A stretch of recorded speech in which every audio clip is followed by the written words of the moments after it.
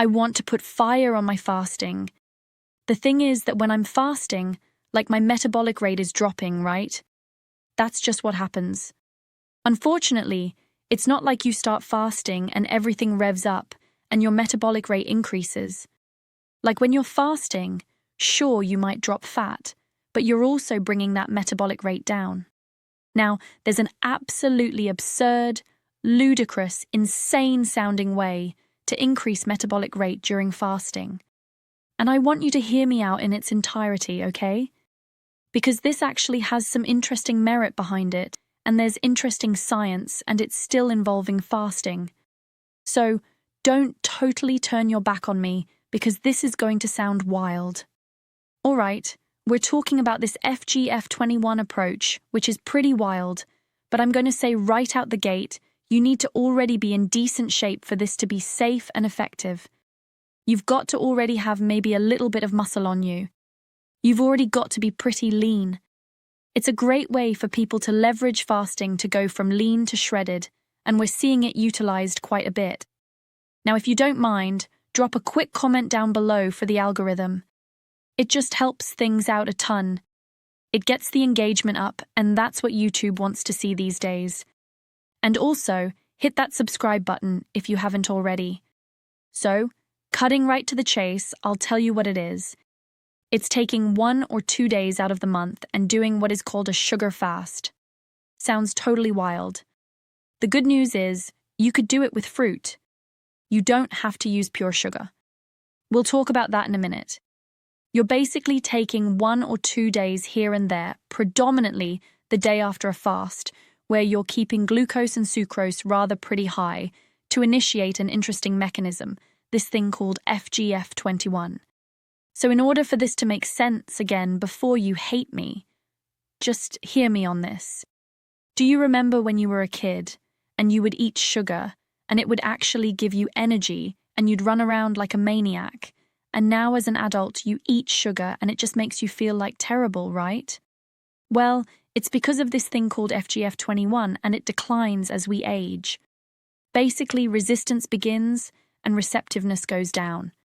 So, this whole molecule that would normally help us get energy from sugar in this interesting energy expenditure and heat way diminishes.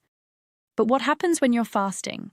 A regular fast without sugar, just a traditional water fast, you actually have significant increases in FGF21. This has actually been seen as a longevity marker. It's a molecule that is secreted when we are healthy, and when we are fasting, we actually increase our levels of FGF21, which is one of the reasons why we have an increase in what is called uncoupling, where the mitochondria actually just uncouples and dissipates energy as heat. So you're actually literally dissipating energy as heat when FGF21 increases. The downside is, even though FGF21 increases during a regular fast, your metabolic rate has been diminished so much during a regular fast that you're not really reaping a solid benefit from it.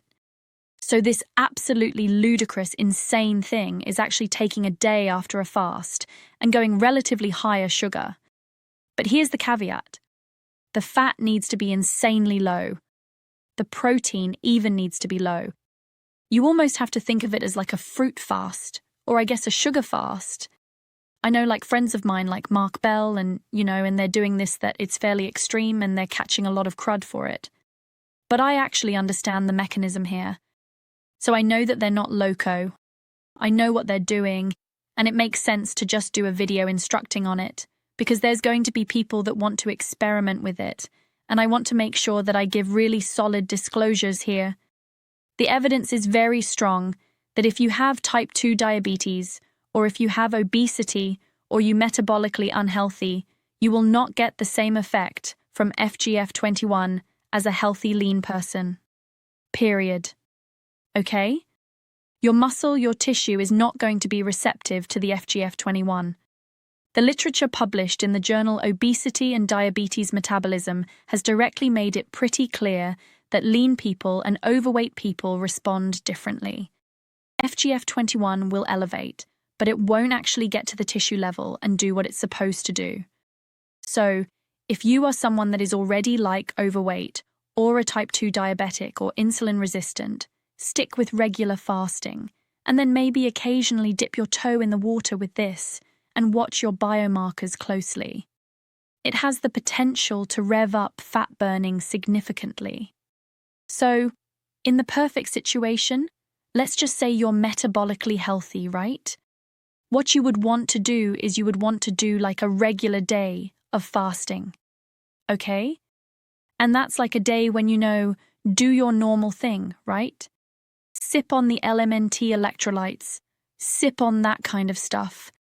Again, I put a link down below. That's what I do when I fast. So, not everyone's that way, but personally for me, for the last 6-7 years, that's how I fast, and I usually use the sparkling ones these days because it kind of tastes like a soda and it curbs my appetite. So, do like a regular fast. Your electrolytes, things like that are totally fine. I'll pop the link down below if you want to try it because that's a free sample variety pack with any purchase. And a big thank you to them because I can't make these videos without sponsors, especially the way YouTube is these days. So, big thank you to LMNT, but it's also legitimately what I use. So, link down below. Okay, so you do that. Do that for maybe 24 hours or whatever your kind of longer fast looks like. And then the next day, you're going to want to find fruits, or just straight up sucrose if you want to go that route, but find fruits that are higher in sucrose. So you might be looking at things like kiwis and maybe just peel the skins off. You want to keep fiber low too. What this is going to do, as wild as it sounds, if you are metabolically healthy, is it's going to elevate this FGF21, which then increases energy expenditure significantly. There was a really profound study. The initial study was done in mice where in calorically equal diets. The pure sucrose diet ended up losing significantly more fat than any of the other diet groups, and they preserved muscle really well too. And the thing is it because they had this huge hockey stick increase in FGF21. Now, there are people out there that are doing this kind of FGF21 sugar-type fasting like almost every day. They're eating just high sugar and then protein at night, and they're doing this for weeks and weeks on end. I'm not suggesting that. I am suggesting you do your traditional fasting, and then the next day you keep fat extremely low, and you go ahead and you increase that sucrose or those higher sucrose fruits while keeping the fats low and the protein low until the end of the day, when you just have a larger meal with protein, still low fat, and then the next day, go back to your normal diet. It sounds like this is like an extreme fat diet thing, and I'm not going to lie, it kind of is, but I have a duty to the industry to at least make some sense of the things that are going on out there, and to make sure that people do things safely. As of the time of recording this, I have done variations of this, but not in this style. And it wasn't necessarily for this reason. You see, after fasting, your body is really primed for utilizing fat. So, it makes a lot of sense to kind of ride that wave and not necessarily give it dietary fat.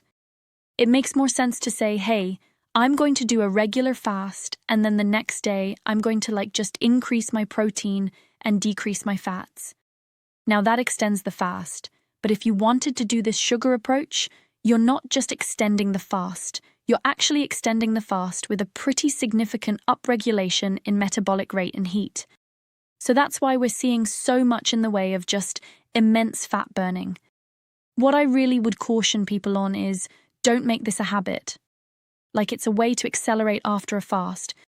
So if you intermittent fast, where you say, I skip breakfast, and that doesn't count in this case. I'm talking about, okay, maybe once or twice a month, do a longer fast, 24, 36 hours, and then extend the back end of that fast with high sucrose fruits, or pure sucrose, whatever you want to do, and just sort of extend with a little bit of sugar. I know it sounds wild. People will clip this and make me sound like a maniacal person, but just know that my duty here is just explaining it, understanding the mechanism, and giving a practical solution, and also adding the caution to those that are dealing with insulin resistance or are currently significantly overweight or obese. This is a way to go from maybe 12% body fat down to 9, or from 15% down to 10, or from 10 down to 7. It's for that kind of extra edge of accelerating a fast. As always, keep it locked here, my channel. Till you tomorrow.